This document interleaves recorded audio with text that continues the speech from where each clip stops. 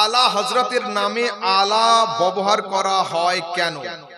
কিন্তু নবীজির নামের আগে শুধু হযরত, আচ্ছা আলা হযরতের নামের আগে আলা হযরত হয়, আলা হয়, আচ্ছা ব্যবহার করা হয় না কেন? এখানে হয়। আচ্ছা দেখুন, মোট কথা হলো এই, নবী, সাহাবী, এদের নামে কি বলে? হযরত মুহাম্মদ সাল্লাল্লাহু আলাইহি ওয়াসাল্লাম। সাহাবীদের নামে হযরত আবু বকর সিদ্দিক, হযরত উমর ফারুক। কিন্তু যখন তোমাদের বরেলির মাওলানা আহমদ রাজা খান রাহমাতুল্লাহ তাআলা আলাইহি, যখন তার নাম নেওয়া হয় কি বলো? আলা হযরত। দেখুন এর উত্তর দুই তিন রকমের হয়।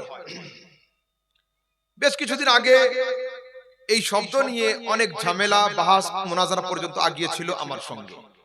তাদের দাবি ছিল এই, দুনিয়াতে আলা একমাত্র আল্লাহ, আল্লাহ ছাড়া গায়রুল্লাহকে আলা বলা চলবে না। দাবি ছিল কাদের? পড়াশোনার সময় যারা ডাব গাছে ওঠাউঠি করে তাদের। বড় আফসোস, যখন শিক্ষা নেওয়ার সময় ছিল তারা গাছে উঠতো, গুজরাটে গিয়ে মাছ চুরি করেছে নিজের দাবি, আর সারা দুনিয়া লোয়ার কোর্ট থেকে নিয়ে হাই কোর্ট থেকে নিয়ে সুপ্রিম কোর্ট সারা দুনিয়া জানে যে মার্ডারের আসামি নিজে যদি জজের সামনে স্বীকার করে যে হত্যা আমি করেছি, সাক্ষীর দরকার হয় না। তো উনি নিজে দাবি করছেন আমি চুরি করতাম, তাহলে সাক্ষী আর লাগবে? হ্যাঁ, দেখুন এরা খালি বলে আলা কাউকে বলা চলবে না, কোরআন পড়ে না। আল্লাহ তাবারক ওয়া তাআলা নিজের ছাড়া গায়রুল্লাহকে আলা বলে স্বীকৃতি দিয়েছেন। যখন ফিরআউনের মোকাবেলাতে হযরত মূসা আলাইহিস সালামকে আল্লাহ পাক পাঠিয়েছেন, আল্লাহ পাক বলেন ফা ইন্নাকা আনতাল আলা, ফিরআউন যাও তুমি হলে আলা, ফিরআউন হলো আদনা। তো হযরত মূসা কি নবী ছিলেন, আল্লাহ ছিলেন না? তো আল্লাহ ছাড়া গায়রুল্লাহর নামে আলা শব্দ ব্যবহার করা কোরআনে আছে। মুমিনরাও আলা, আপনিও আলা, আমিও আলা, ইনিও আলা, ইনিও আলা। কার মোকাবেলাতে? কাফেরের মোকাবেলাতে। মুমিন আলা, মুশরিকের মোকাবেলাতে। কোরআনে আছে জমার সিগা, ওয়া আনতুমুল আ'লাউনা ইন কুনতুম মুমিনিন। আরে তোমরাই তো হলে উত্তম, তোমরাই তো হলে উঁচু যদি তোমরা মুমিন হও। এরা পড়ে না, জানে না, এডুকেশন নেই, নলেজ নেই, এদের প্রশ্ন খালি আলা হযরত সম্পর্কে।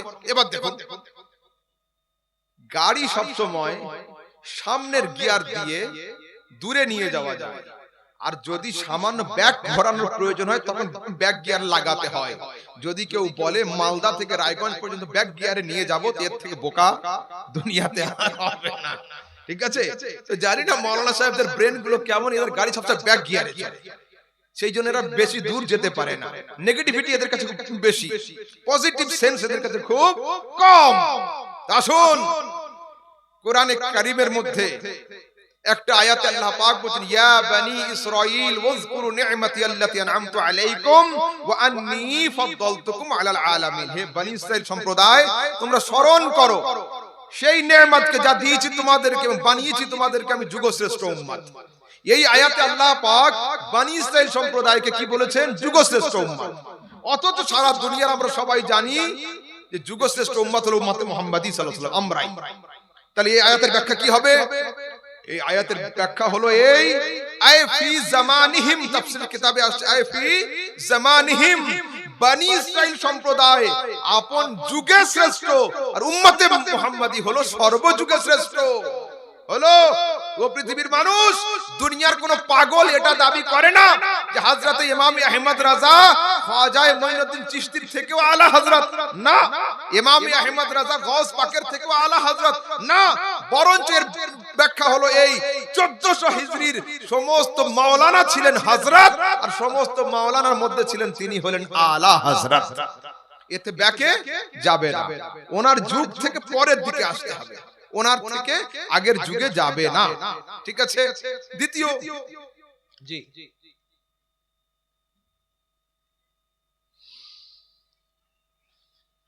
আচ্ছা, তারপরে আরেকটা পয়েন্টে আসুন।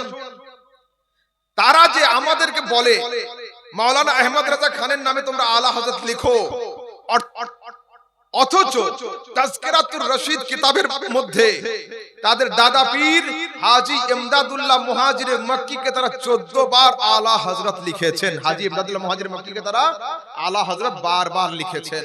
তো যদি তারা হাজী ইমদাদুল্লাহ মুহাজিরে মক্কিকে আলা হযরত লিখতে পারেন, কোনো আপত্তি না হয়, তো আমরা হযরতকে আলা হযরত লিখলে আপত্তি হবে কেন? একজন ছেলেকে হিফজ করতে, হাফিজ হতে কতক্ষণ লাগে, কতদিন লাগে? ভালো ব্রেনের ছেলে হলে 3 বছর, খুব তীক্ষ্ণ ব্রেন হলে 2.5 বছর। আমাদের সমাজে 2.5 বছরে হিফজ করা ছেলে খুব কম, 2 বছরে নেই। অনেক ছেলে থাকে 3 বছর লাগায়, দৌড় করতে 1 বছর লাগায়, মোট 4 বছর লাগিয়ে দেয়।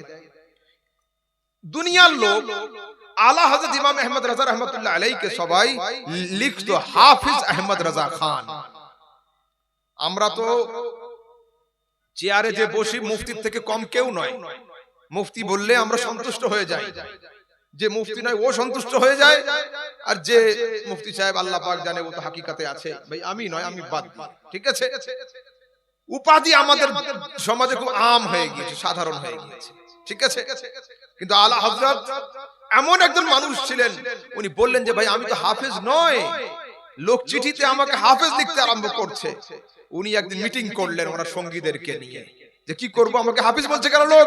বলছে হুজুর আপনি এক কাজ করুন, বই লিখুন, বইয়ের কোন একটা জায়গাতে লিখে দিবেন যে আমি হাফেজ নয়, দয়া করে আমাকে কেউ হাফেজ লিখবেন না। আলা হযরত বললেন যে আরে আমার ভক্ত সংখ্যা লাখ লাখ, আমি কাকে মানা করব? লোককে মানা না করে আমি যদি হাফেজ ডিগ্রি অর্জন করে নিই, এটা কি ভালো হয় না? সঙ্গীরা বলছে হুজুর ভালো তো হয়, কিন্তু একবার বয়সের দিকে তাকান, আপনার যা এজ আর যা কাজ, যা ব্যস্ততা, এই বয়সে আপনি হিফজ করবেন কি করে? 30 পারা, ওটা কোন সূরা তো নয়, পুরো কোরআন। আল্লাহ বলছে ইনশাআল্লাহ রমজান মাস আসুক, দেখছি। হুজুর হাফেজ যদি হতে হয়, শুরু যদি করতে হয়, এখন থেকে শুরু করে দেন, 1 মাস লেট করার দরকারটা কি? বলছে না, এখন কাজে আছি আমি, রমজানে। রমজান মাস আসলো, আলা হযরত ইমাম আহমদ রাজা খান রাহমাতুল্লাহ তাআলা আলাইহি, জি মাশাআল্লাহ, কত আছে? 10,000। জনাব মুবারক সাহেব 10,000 টাকা দিয়েছেন। আল্লাহ তাবারক ওয়া তাআলা নাম মুবারক, আল্লাহ মুবারক। শুনেন, তো একজন হাফিজকে ফিট করলেন। হাফিজকে ফিট করে প্রত্যেক দিন মাগরিবের পর থেকে এশা পর্যন্ত 1 পারা কোরআন আলা হযরতকে পড়ে শুনিয়ে দিতেন। ইমাম আহমদ তার চোখ বন্ধ করে শুনে নিয়ে তারাবিতে গিয়ে তিনি রিপিট শুনিয়ে দিতেন। যেদিন 29 রমজান আসবে, সেদিন আল্লাহ বলছেন হাফেজ সাহেব আজকে 2 পারা শুনিয়ে দাও, যদি চাঁদ উঠে যায় 1 পারা কমে যাবে। কেন? রোজা 29-এ হয়ে গেলে কোরআনের পারা তো 30টা। সেই দিন হাফিজ সাহেব ওনাকে 2 পারা শুনিয়ে দিয়েছিলেন। আলা হযরত তারাবিতে গিয়ে 2 পারা শুনিয়ে দিয়েছিলেন। ও পৃথিবীর মানুষ, যে ছেলেটা 4 বছরে কোরআন হিফজ করে তার নাম হযরত, যে ছেলেটা 3 বছরে কোরআন হিফজ করে সে হযরত, যে ছেলেটা 2.5 বছরে কোরআন হিফজ করে সে হযরত, আর যে ছেলেটা 1 মাসের মধ্যে 30 পারা কোরআন হিফজ করে সুন্নিদের কাছে তিনি হলেন আলা হযরত। হলো, এর ইলজামি জবাব দিলাম, দলিলি জবাব দিলাম, আকলি জবাব দিলাম। 3 দিক থেকে সাবিত করলাম আলা হযরত প্রমাণ করা, আলা হযরত বলা জায়েজ, শরীয়তে এতে কোনো আপত্তি নেই।